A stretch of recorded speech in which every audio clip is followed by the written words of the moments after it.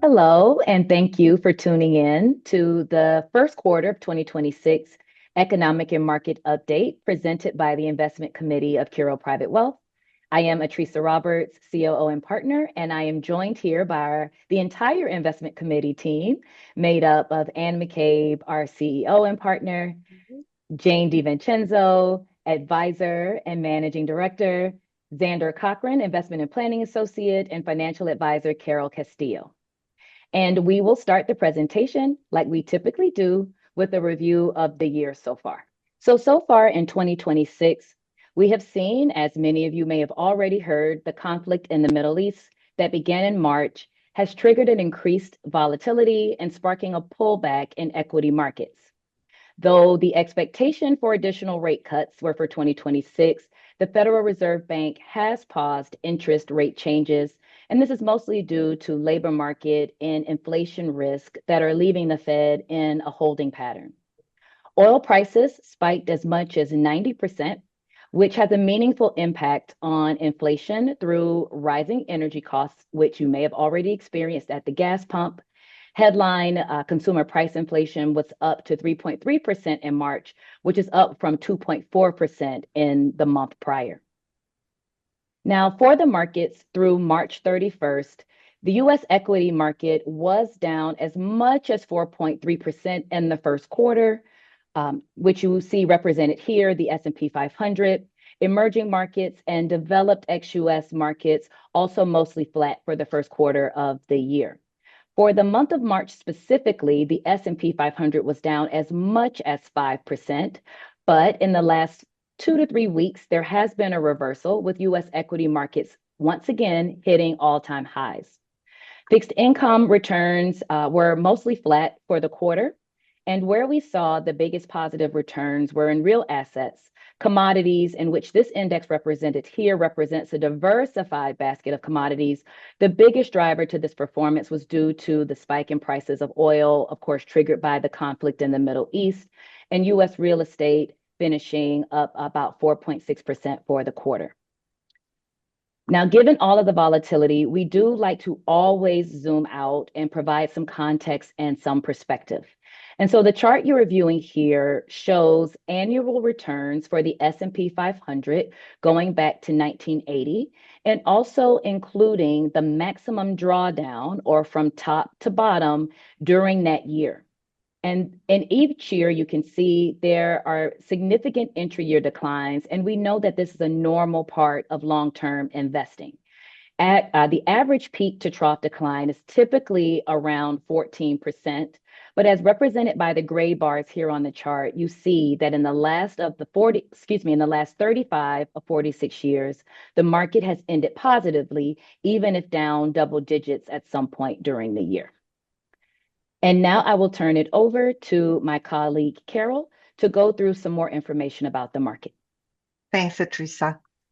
So continuing zooming out, the following chart takes us into what the typical S&P 500 performance is during geopolitical events going back to 1940.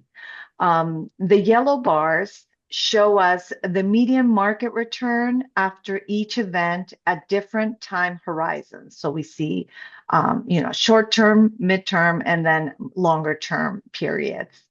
The first couple of bars, we see 1 to 3 months markets are very choppy and uncertainty initially. This will give us usually limited upside right after the shock. If we continue on to the right, we see that 6 to 12 months, as uncertainty, fades, the market tends to recover and refocus on what are the fundamentals. And then looking at the longer term, 24 months over time, we see that the markets have historically absorbed geopolitical risks and moved higher.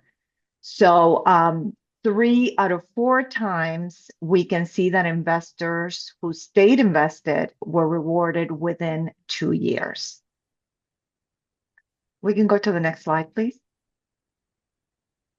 Continuing this analysis, here we see revisions really in terms of what the S&P 500 earnings per share expectations are over time. So the dotted line, the dotted gray line reflects how historically analysts start the year optimistic, and as the year unfolds, estimates tend to drift lower. The teal line reflects 2026 earnings estimates, which show that they have moved up from historical analysis reviews. Revisions have steadily improved over these past several months, indicating earning estimates are looking more positive than usual. The next slide, please. And also looking at midterm election years, the S&P 500 during midterm election years have typically given lower returns and more downside, as we can see there in the bottom teal line. This is just kind of understanding that volatility is something to be expected.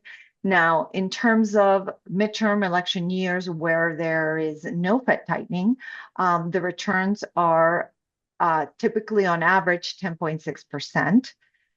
During midterm year elections where the Fed is tightening, returns tend to drop to 1.9% on average. So overall, midterm election years often feel uncomfortable and volatile, but historically, they set the stage for much better returns once uncertainty fades. So overall, in terms of our portfolio themes, our investment committee maintains a conditionally favorable outlook for the year. Of course, elevated uncertainty and volatility, which has been based on the Iran conflict and tariffs and other issues, will remain in place for now. This anticipated increase in volatility for our portfolios, what we have, making sure that we have ample liquidity and cash buffer, especially for those clients that are taking distributions, making sure that there's cash available and we don't have to raise cash during market uncertainty. I will pass it along to my colleague. So for looking at our economic dashboard, this is as of the end of 2025, just as a baseline to show where we were. And then if we move forward to the next slide, we can see the shift that we have over the first quarter for this year. And so what we see of these 5 different dials of the economy from where it is from a positive to negative territory, we can see for Q1, we saw monetary policy shift slightly more into neutral territory. This is really around the Federal Reserve being on pause for interest rates right now, as rising energy prices and inflation, as well as a more muted labor market, has really kind of stuck the Fed in a much harder place, unable to further easing for later in this year. We also have a new Federal Reserve chair that is supposed to be in place starting in May, to be determined how that unfolds over time. But right now, kind of stuck in neutral for that. Next, we have manufacturing, which was the one that moved slightly higher for the quarter. So anytime we see a positive development in this economy, we'll take that as a win. But just did want to note that that did move slightly higher for the quarter, which is good. The consumer overall, no change there, but we do see higher energy prices for those going to fill up at the pump. Definitely seeing some more pain there and affecting consumer behavior overall, especially those at the lower end of income earners, kind of feeling the more pain as we're paying more for gas at the pump. This has also resulted in an all-time record low at over 70 years of survey data for consumer sentiment. So people really don't feel good about the economy overall, despite the fact that in aggregate, consumers do continue to spend. But that's definitely hurting overall. So in the lower end of neutral right now for the consumer. And then housing, that's the only segment right now that is still in negative territory, really around affordability still being an issue with elevated mortgage rates, which have stalled after moving slightly lower so far over the past year. But we're also seeing that inventory has been sticking longer on the market and just kind of overall not a great experience for the housing market. And then lastly, we have the labor market, which on the good side of things, we have seen unemployment hold steady between 4 to 4.5% for the past 7 consecutive quarters. However, we are in a slower hiring environment right now and a shrinking labor supply. So overall, a low hire, low fire type environment, which has been affected by artificial intelligence and companies looking to see where they can cut on the labor expense side of things to help with productivity. Moving on to the next slide, we can see overall one of the big highlights for this year has been, of course, the conflict in the Middle East and Iran, resulting in a much higher spike in oil prices per barrel. So this chart here looks at going back to 1970 of what the price for a barrel of Brent crude oil has been. And you can see over the decades, we definitely have seen other periods of time where we see a large spike upwards. So it's not too much of a surprise that at some point along the line, we're going to see a shock caused by geopolitical type environment similar to what we see now. So there is a backdrop there of oil prices have spiked, which does have a big ripple effect throughout the economy. But one thing, if you move to the next slide, is that there definitely is a difference overall for the US economy and the US consumer compared to in the late 70s when we saw oil shock back then. And that has to do with the total sensitivity overall as energy, goods, and services as a percentage of personal consumption has declined over the decades. Where in the late 70s to early 80s, it was north of 9% of total spending for energy, goods, and services. So there's both gasoline at the pump as well as residential utility costs. We've seen that move down to below 4%. Wouldn't be surprised if that does tick up slightly higher with the most recent data, as this is as of March. But you can see overall, as a percentage of what consumers are spending, it has come down. And that also has to do with the US being the largest producer of oil globally and a net exporter of oil. So we produce more oil than we consume, which makes the US a little bit more insulated, although there definitely still is that pain point in having to pay more at the pump right now. And then next, we can see the effects overall of inflation. So we can see month over month for March, we did see headline CPI move sharply higher. In February is at 2.4. That moved up to 3.3% overall for inflation, which is not the right direction where we want to go and going away from the Fed's target of 2% inflation. That's going to continue to persist for some time until oil and gas prices do settle down at some point later down the line. So how much of the effect on the economy does depend a lot on how long everything in the Middle East takes before things settle down there, and the effect of oil prices overall could still persist for some time. But if we look at other periods like in 2022, which was another time period where we saw high energy prices, in 2023, we saw that being deflationary. So going into next year could have a little bit more of a relieving effect, but it'll probably take some time before that happens, which is going to continue to put the Fed in a harder spot.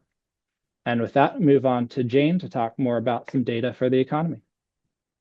Thank you, Xander. On manufacturing, we haven't seen acceleration like this in several years, I believe since 2019. And what's interesting is we've been seeing declines for several years, as you can see from the chart. And where the red circle is, we've got this bump. And we're attributing that to transportation equipment, computer and electronic parts, and machinery and chemical products as companies gear up and bring some manufacturing here and ramp up manufacturing. We think a lot of that is attributed to tax policy that's favorable, allowing companies to write off these expenditures more quickly versus having to amortize them. So that's been a good sign for the economy to see manufacturing starting to accelerate in certain areas. We've been talking a lot about a slowing labor market. And as Xander pointed out earlier, we've seen both sides of that. The demand for new employees has become more tepid, as has the number of folks being available in the market. So that's sort of balanced out, but we've seen a drop in jobs. The federal workforce dropped by, I guess it was at a peak in October of 335,000 jobs have been lost since October, just in the federal area. So some of that is starting to show up in the numbers, and the demand for new employees seems to be weakening. So we're going to be watching that very closely. Luckily for employees that are working, their wages have been keeping up and a little ahead of inflation, which is factored into the consumer spending that we talked about earlier, still continuing to be strong. AI-related capital expenditure is surging. We all love to talk about our NVIDIA stock and the chip, and Intel had a record earnings report just recently. That spending that we saw in manufacturing, a lot of that is going into robotics and new production equipment that can improve productivity. So, Xander, since you have an in-depth knowledge and interest in AI, what would you attribute that the surge in capital spending on AI to? Yeah, so a lot of the capital expenditure increase has really been around the build out of data centers and the need to consume more chips in order to build those out. So a lot of companies are looking to expand their capability for compute power for artificial intelligence, which has resulted in an increase of computer equipment investment relative to the rest of GDP. And so that's why we see this increase there over time, or more recently, as similar to what we saw in the late 1990s, where we saw the same percentage increase over 1% in the late 1990s. And Anne McCabe, take it away. All right.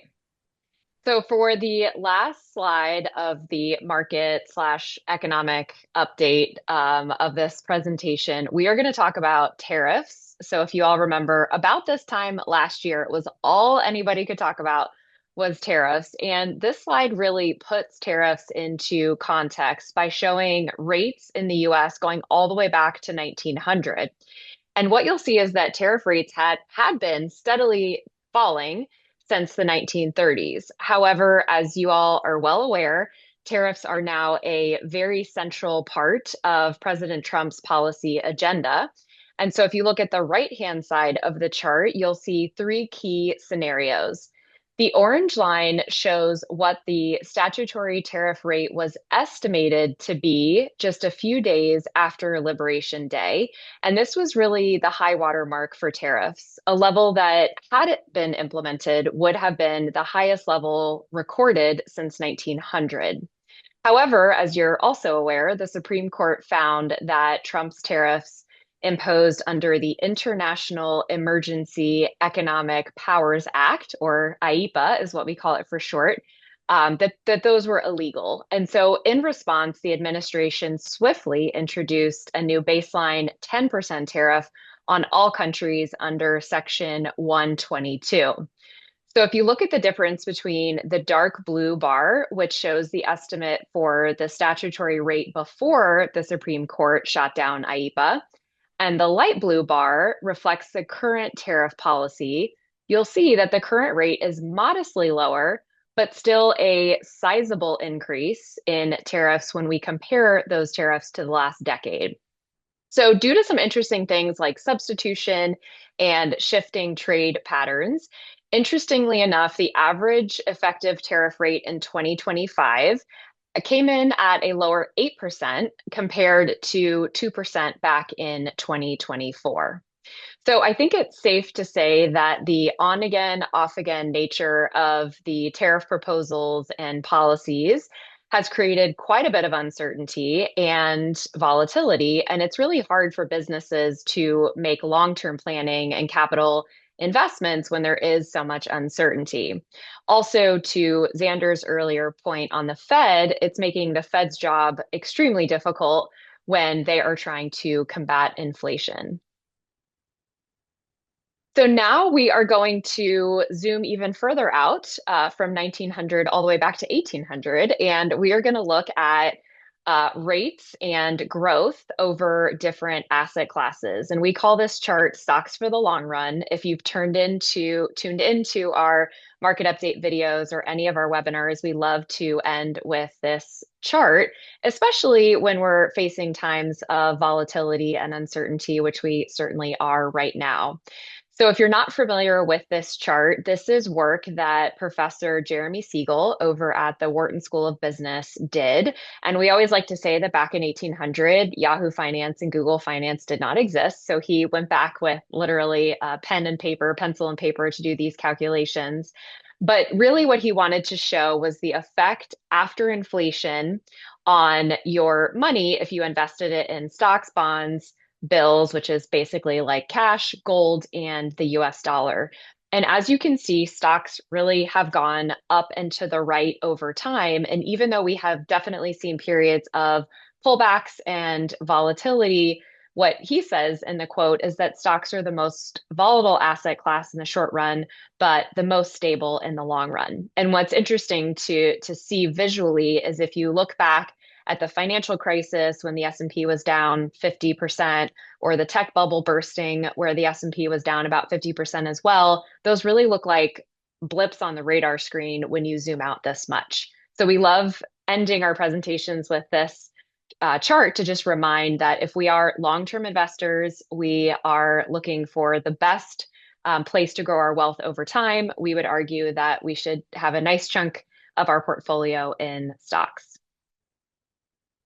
And then lastly, this is a slide that really reviews our philosophy at Curo and how we love to work with clients. We are constantly focused on what matters to our clients and also what we can control. And we try really hard to do a lot of behavioral coaching with our clients and remind them what is outside of our control. We really try to focus where those two concentric circles come together with what matters to you and what we can control. So with that, we just want to thank everybody for your attention, for tuning in. We hope this is informative and helpful. And certainly if you have any questions or would like to dig into any of the information that we reviewed, you can email us at info@curoprivatewealth.com, or of course, reach out to your advisor. And we'd love to connect with you on all of our social media platforms as well. So please check us out there. And until next time, we hope you all have a great rest of your day, and we'll talk with you soon.